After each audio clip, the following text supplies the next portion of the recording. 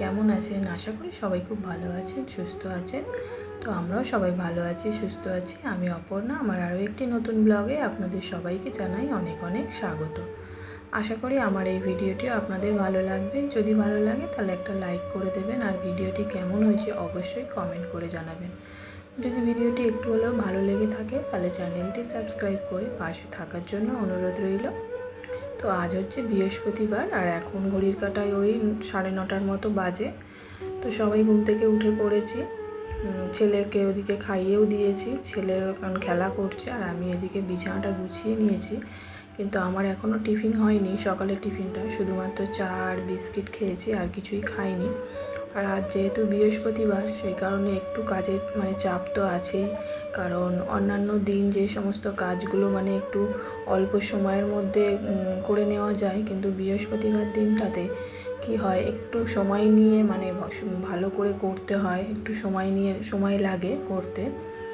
তো যাই হোক, এদিকে কথা বলতে বলতে তো বিছানাটা গোছানো হয়ে গেছে। আর এই যে এইগুলো দেখছেন, এগুলো হচ্ছে মশারি, একটা নতুন মশারি কেনা হয়েছিল, সেটাকেই ওটাকেই কাটা হয়েছে, কারণ জানলায় লাগানো হবে বলে।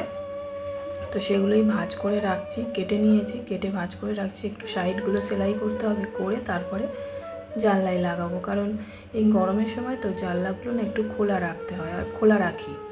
আর খোলা রাখলে তো মশার তো উৎপাত, আমাদের এদিকে প্রচণ্ড পরিমাণে মশা, তো মশা ঢুকে যাবে।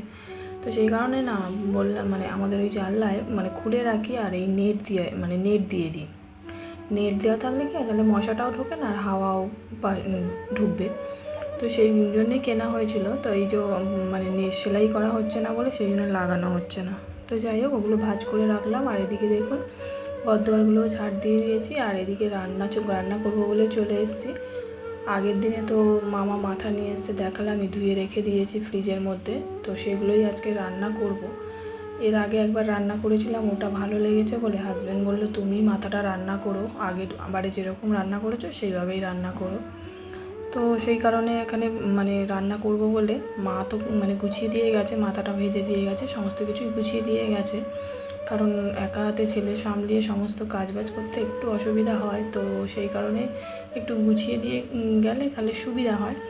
তো যাই হোক, গুছিয়ে দিয়ে গেছে সমস্তটাই, আমি শুধু রান্নাটা করব। তো এদিকে মিক্সারে মশলা করতে গিয়ে দেখি মিক্সারের যে ছোট বাটিটা না, সেই বাটিটা খারাপ হয়ে গেছে।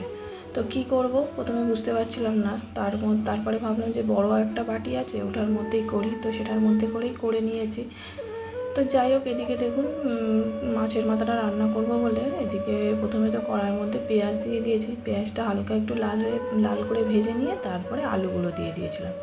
তো আলুগুলো ভালো করে ভেজে নিয়েছি, একটু নুন দিয়ে একটু লাল করে ভেজেছি। তারপরে মশলা টশলা দিয়ে তো কষিয়ে নিয়েছি, নিয়ে আর এই যে ভেজে রাখা মাথাগুলো সেগুলো দিয়ে দিলাম।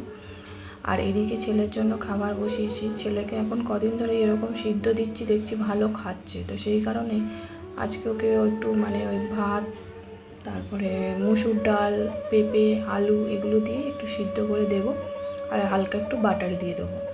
তো এই যে দেখুন ওর খাবারটা তো রেডি হয়ে গেছে। আমি এই ম্যাশারের সাহায্যে একটু ম্যাশ করে নিচ্ছি। ম্যাশ করে নিলে না ও দেখেছি ভালো খায়, তো সেই কারণেই ম্যাশ করে নিচ্ছি।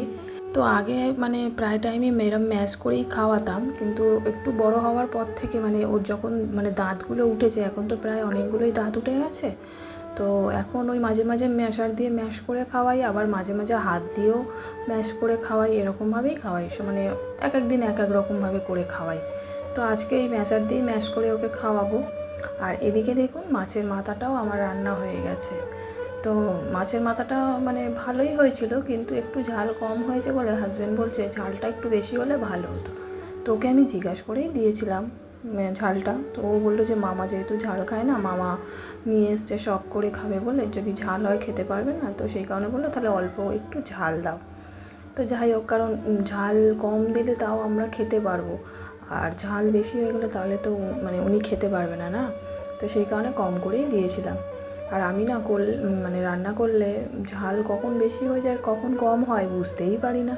ওদিকে তো ছেলেকে স্নান করিয়ে দিয়েছি আর এদিকে আমার রান্না বান্নাও কমপ্লিট হয়ে গেছে। তো এখন শেষে গ্যাসটা মুছে নিচ্ছি আর কয়েকটার মতো বাসন আছে সেগুলোও ধুয়ে নেব। আর এই যে মানে এই ওভেনটার পাশে এই যে একটা মানে রেখেছি তোমার প্লাই না ঠিক, এটা মানে কাগজেরই, তো এটা রেখেছি যাতে মানে তেল মশলাগুলো দেওয়ালে না লাগে।